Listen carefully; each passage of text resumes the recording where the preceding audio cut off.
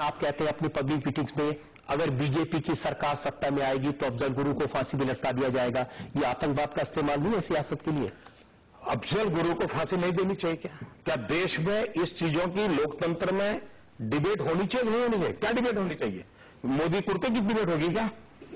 देश में लोकतंत्र में मोदी कुर्ते की डिबेट करोगे क्या? हर सियासत में क्या हो रहा है, क्या होना चाहिए, इसी की तो डिबेट होनी है। And this is the true democracy. और चुनाव लोकतंत्र का सबसे बड़ा उत्सव होता है और उत्सव में बहस होनी चाहिए, इश्यूज की चर्चा होनी चाहिए और ये राष्ट्र नीति से जुड़े हुए हैं। अफजल गुरु को फांसी मिलना चाहिए। मैं यहां के जनता की अदालत को पूछना चाहता हूं, अफजल गुरु को फांसी मिलनी चाहिए। एक आदमी मिलेगा जो कहेगा अफजल गुरु को फांसी न मिले? और कोई मुझे बताएं, हमारे जनरल वैद की हत्या हुई थी, एक पंजाब के लड़के ने उनकी हत्या की थी, उसको फांसी हुई। फांसी होने के बाद उसने भी दया की अर्जी की थी, लेकिन भारत सरकार की कैबिनेट ने 15 मिनट में निर्णय किया उसको फांसी पर लटका देना चाहिए और उसको तुरंत डेट तय करके फांसी पर लटका दिया गया। जनरल वैद्य के हत्यारों को, जो पंजाब का लड़का था, 15 मिनट के अंदर निर्णय कर सकते हो। आप अफजल गुरु को क्यों शोकेस में रखा हुआ है? किसको दिखाना चाहते हो? और सुप्रीम कोर्ट को मानोगे कि नहीं मानोगे? देश में जवाब उन लोगों ने देना चाहिए जो इस प्रकार की हरकतें करते हैं। उनकी जवाब हमसे मत मांगो जो ये कहते हैं कि गुनहगार को फांसी मिले। हम तो न्याय के पक्ष में बोल रहे हैं। क्या ऐसे इश्यूज को आप चुनाव में इस्तेमाल करेंगे वोट लेने के लिए? लोगों को ये इस्तेमाल नहीं है, ये इस्तेमाल शब्द ठीक नहीं है। लोकतंत्र में लोक शिक्षा ये हर एक राजनीतिक दल का कर्तव्य है कि जिसने जनता को शिक्षित करना चाहिए, मीडिया के माध्यम से शिक्षित करना चाहिए, जहां मौका मिले वहां कहना चाहिए। और देश में आतंकवाद के खिलाफ बोलते हैं तो आतंकवाद का कानून के समझ में आएगा, आतंकवादियों को सजा के समझ में आएगा, आतंकवादियों को किस प्रकार से ट्रीटमेंट करनी चाहिए उसका आएगा। ये सारे राष्ट्रनीति के विषय हैं और उसकी बहस होनी चाहिए। 26/11 की घटना के समय आप इंचार्ज होते तो क्या कर सकते थे? पहली बात है, जो मैंने गुजरात में किया वो करके दिखा था। मुझे देर नहीं लगती। मैं आज भी कहता हूं, पाकिस्तान को उसकी भाषा में जवाब देना चाहिए, पाकिस्तान को उसी की भाषा में जवाब देना चाहिए। ये लव लेटर लिखना बंद करना चाहिए। ये प्रणब मुखर्जी रोज एक चिट्ठी भेज रहे हैं और वो सवाल भेज रहे हैं, जवाब देते फिरते। गुनाह वो करे और जवाब भारत सरकार दे रही है।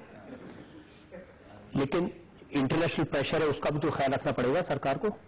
इंटरनेशनल प्रेशर पैदा करने की ताकत आज हिंदुस्तान में 100 करोड़ का देश है। पूरी दुनिया में प्रेशर हम पैदा कर सकते हैं जी। कोई हम पर कैसे प्रेशर देगा? ये उल्टी जंगला क्यों चली? मैं हैरान हूं जी। पाकिस्तान हमको मार के चला गया, पाकिस्तान ने हम पर हमला बोल दिया मुंबई में, और हमारे मंत्री जी अमेरिका गए और रोने लगे, ओबामा ओबामा ये हमको मार के चला गया, बचाओ बचाओ। ये कोई तरीका होता है क्या? पड़ोसी मार के चला जाओ और अमेरिका जाते हो? अरे पाकिस्तान जाओ ना। क्या तरीका होता? पाकिस्तान जो भाषा में समझे समझाना चाहिए। वही तो मैं आपसे समझने की कोशिश, वही तो मैं कह रहा हूं, पाकिस्तान जो भाषा में समझे वो समझाना चाहिए।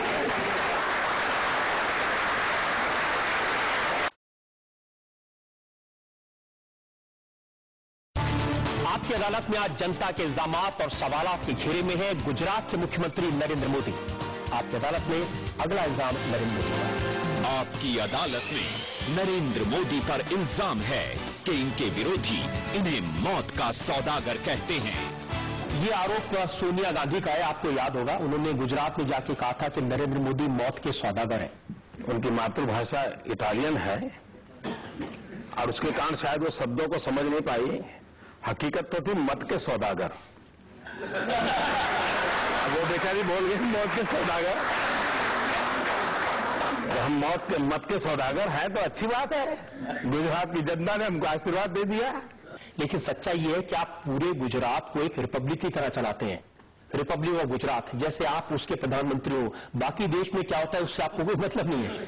पहली बात है कि मैं भारत के संविधान को समर्पित हूं और भारत के संविधान में जो व्यवस्था है उसी के तहत मैं गुजरात चलाता हूं। लेकिन मैं इनिशिएटिव लेता हूं। अब जैसे मेरे यहां vibrant Gujarat global investor summit हुआ, 50 देश वहां रिप्रेजेंट हुए।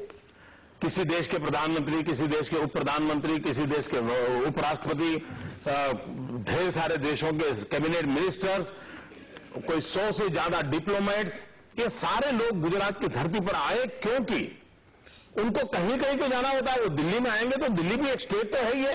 अब वो गुजरात आए, इसका मतलब ये नहीं है कि मैं कोई देश से अलग हूं, और गुजरात का जिम्मा है कि वो जितना अच्छा हो सके करे, पूरे विश्व के अंदर गुजरात की अच्छाइयों के माध्यम से देश की अच्छाइयों को पहुंचाए। ऐसा लग रहा है कि आप लोगों का ध्यान सांप्रदायिकता से हटाकर अब विकास की तरफ डालना चाहते हैं, तो इस पूरे एजेंडे को बदलने की कोशिश कर रहे हैं। मैं ग्लोबल गुजरात बनाने का प्रयास कर रहा हूं। मैं चाहता हूं कि दुनिया में गुजरात का डंडा पीटता रहे, गुजरात की ओर दुनिया आकर्षित हो। मेरा ये दायित्व है, वो मुझे करने का गर्व है।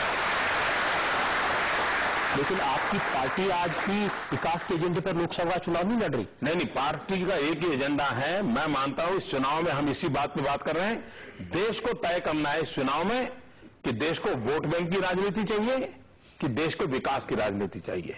और गुजरात एक सबसे बड़ा उदाहरण है। आज देश को लग रहा है कि देश को विकास की राजनीति चाहिए, और भारतीय जनता पार्टी ने उदाहरण से सिद्ध कर दिया है कि विकास की राजनीति मुद्दे पर भारतीय जनता पार्टी का कंट्रीब्यूशन सबसे ज्यादा है।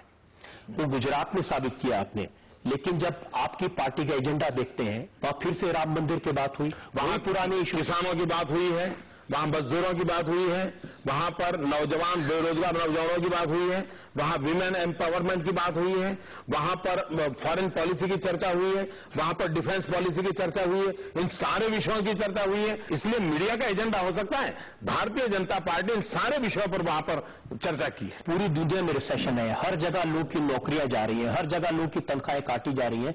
तो गुजरात में विकास की बात करना, गुजरात में 25 लाख नौकरियों की बात करना, गुजरात में 12 लाख करोड़ की बात करना, ये स्टंट नहीं है। दिल्ली में प्रधानमंत्री पद पर बैठे थे प्रणब मुखर्जी जी, उन्होंने बयान दे दिया 5 लाख लोगों का रोजगार चला गया है।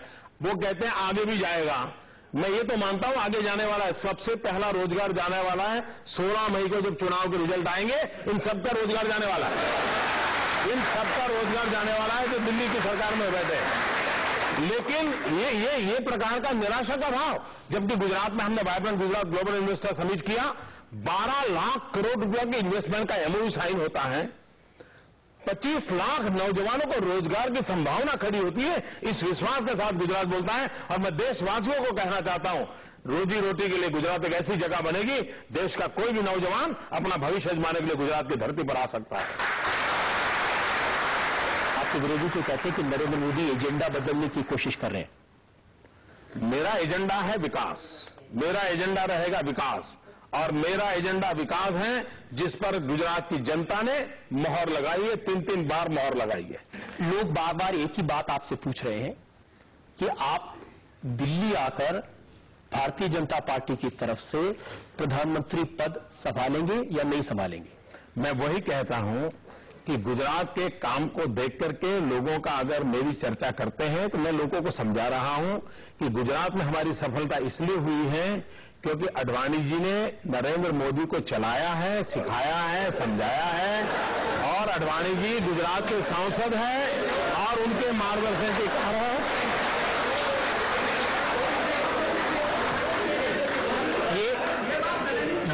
ये बात आप लोगों को इसलिए स्वीकार नहीं हो रही है कि जो लोग चाहते हैं इस पारी में नहीं, अगली पारी में सही। देखिए, मैं साफ बताता हूं, राजनीति में कभी भी पारियां वारियां नहीं होती है, वो नौकरी में होती है, मजदूरी में होती है जी। अगली बारी अगली पारी। मैं ये मानता हूं अडवाणी जी के नेतृत्व में देश बहुत प्रगति करेगा, बहुत विकास करेगा, विकास भी करेगा, सुरक्षा भी प्राप्त करेगा, ये मेरा कन्विक्शन है। और आपके नेतृत्व मेरे नेतृत्व में गुजरात तेजी से आगे बढ़ रहा है। तो साहब ने बहुत कोशिश की आपसे दिल्ली की बात करने की, लेकिन सच ये है कि नरेंद्र मोदी दिल्ली बहुत कम आते हैं। जब दिल्ली आते हैं तो यहां रात नहीं बिताते हैं, वापस अहमदाबाद चले जाते हैं। आपकी अदालत में आज उन्होंने नरेंद्र मोदी पर इल्जाम लगाए उनके नए एजेंडे को लेकर। नरेंद्र मोदी पर नए इल्जामात और नए सवालों पर उन्होंने बेबाकी से सवाल का जवाब दिया। हम चलते हैं आज के जज दिलीप चेरिन के पास आज के मुकदमे पर फैसले के लिए। अदालत का फैसला यह है कि Modi is truly the missile man of Gujarat. शायद अडवाणी उनका वॉरहेड हो इस वक्त, और देश में यह सवाल अभी भी रहेगा कि इस इलेक्शन के बाद आगे जाकर गुजरात की प्रगति पे वो कॉन्सेंट्रेट करेंगे कि सारा देश के विकास पे जो उनका नया मुद्दा है, इस मुद्दे लेके अगर दिल्ली आना हो तो मुझे लग रहा है कि इस वक्त वो तैयारी पे है, अगले बार शायद वो रेडी होंगे।